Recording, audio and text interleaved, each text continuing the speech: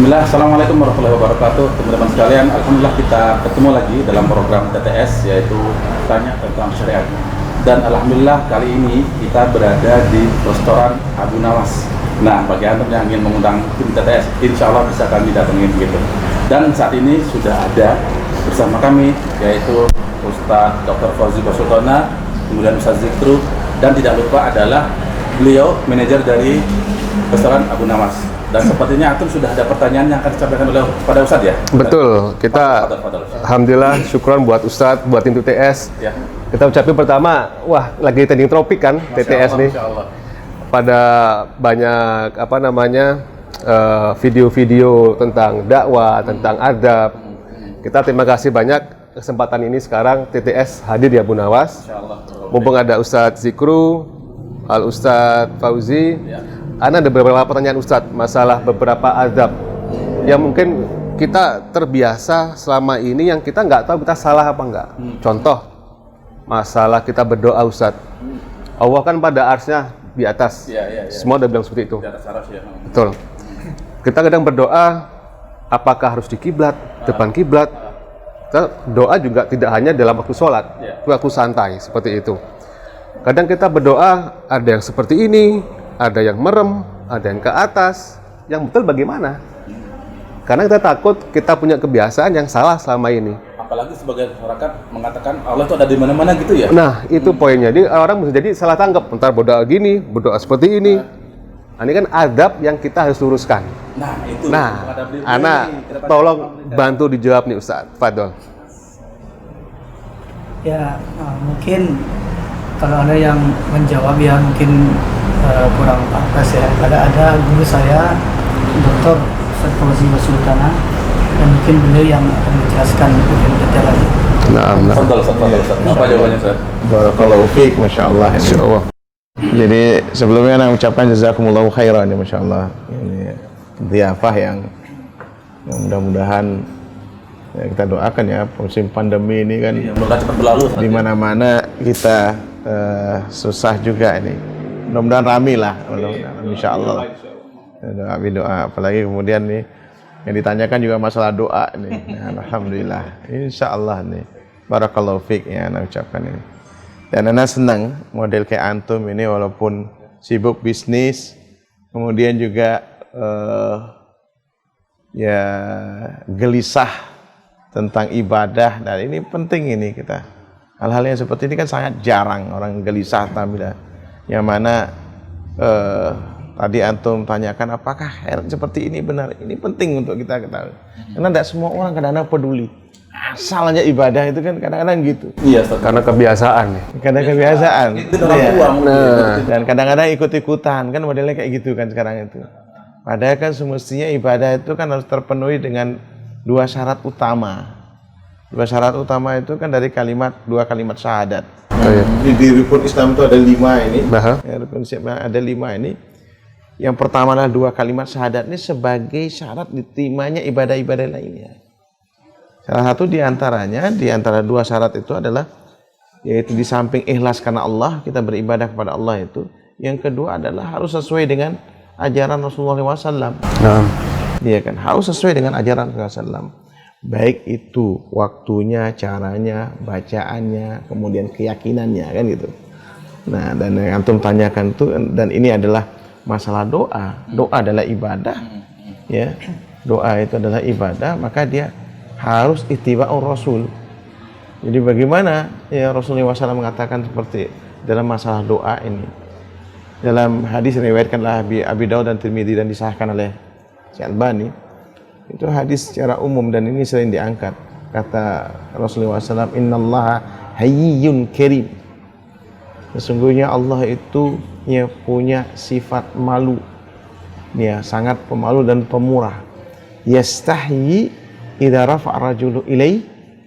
Ya, Allah Subhanahu wa taala malu kalau seandainya ada hambanya berdoa kepada dirinya, ayyarda sifran haibatain. Kemudian apa? Enggak dijawab oleh Allah Subhanahu wa taala. Lalu kemudian orang ini kosong, tidak ada ini. Hampa lah, kosong dan hampa ini. Nah, ini ya secara umum seperti itu, Namun ya, yang sekarang etikanya yang berdoa, hadis tentang raf'ul yadain ini. Ya, ini karena kebetulan di kuliah hadis dulu. Masya Allah. Pas nih berarti kita ya. Ya dakwah, yang kuliah dakwah nih murid-murid anak. Alhamdulillah ada yang di kuliah hadis, ada yang di kuliah dakwah, ada yang di kuliah syariah ini.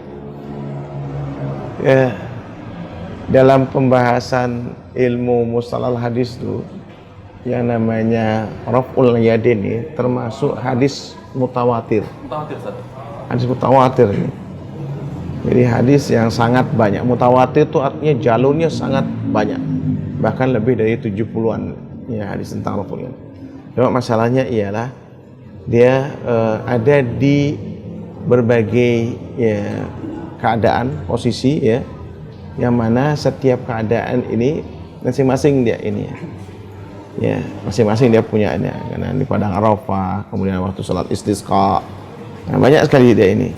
Dan memang ketika itu Rasulullah SAW ya, yaitu mengangkat kedua tangannya, ya, mengangkat kedua tangannya beliau.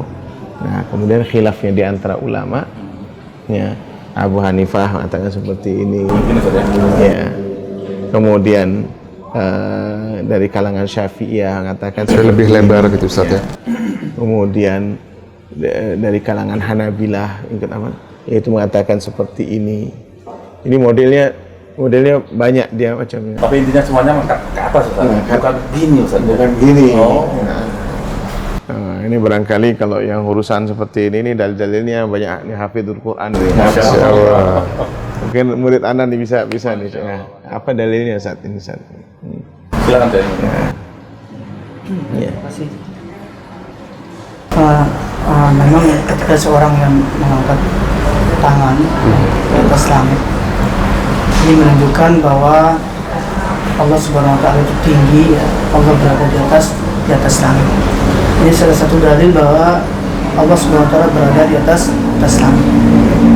Bahkan pernah suatu ketika seorang ulama ya yang bernama Imam Al-Hamadani mungkin ya, ketika berdebat dengan seorang ulama Ahlussunnah, dia mengatakan Allah itu ada di mana-mana.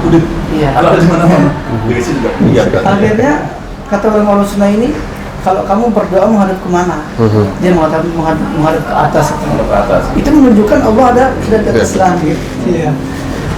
Jadi itu adabnya kita ya dianjurkan untuk ya, berdoa mengangkat tangan kita ke atas langit. Namun ini ada beberapa keadaan kita dianjurkan untuk mengangkat tangan ke atas langit. Salah satu yang disebutkan oleh Ustadzuna Sulfozi, ya, ketika seorang misalkan wukuf di Arafah, dia mengangkat tangan ke atas langit. Kemudian ketika istisqa, mengangkat tangannya ke atas langit, ya, seperti itu. Jadi saya ingin menambahkan sedikit saja ya, bahwa seorang berdoa, ya, kemudian dia menghadapkan tangannya ke atas langit, ini menunjukkan tentang kerendahan seorang hamba, bahwa dia betul-betul butuh sama Allah Subhanahu Wa Taala. Ya, kita sebagai hamba Allah sangat butuh kepada Allah, dan Allah lah Tuhan yang memberikan semuanya, Tuhan yang Maha Kaya, dan kita butuh kepada Allah Subhanahu Wa Taala.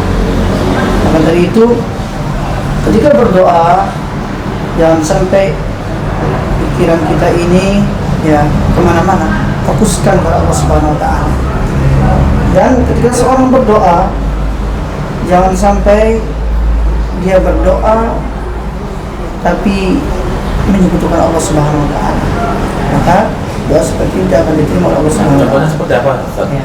Contohnya seperti apa? Berdoa tapi menyekutukan Allah gitu. Ya, misalkan orang berdoa ya, tapi di sisi lain dia itu menyanjung-nyanjung misalkan wali-wali misalkan ya, misalkan orang-orang sudah meninggal dunia, dia sanjung-sanjung, dia berdoa juga kepada mereka.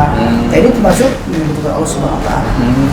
Makanya kata ulama dikatakan dalam sebuah syairnya, la tas'alanna bunayya adam hajatan wasal alladhi abwabuhu la tuhjab.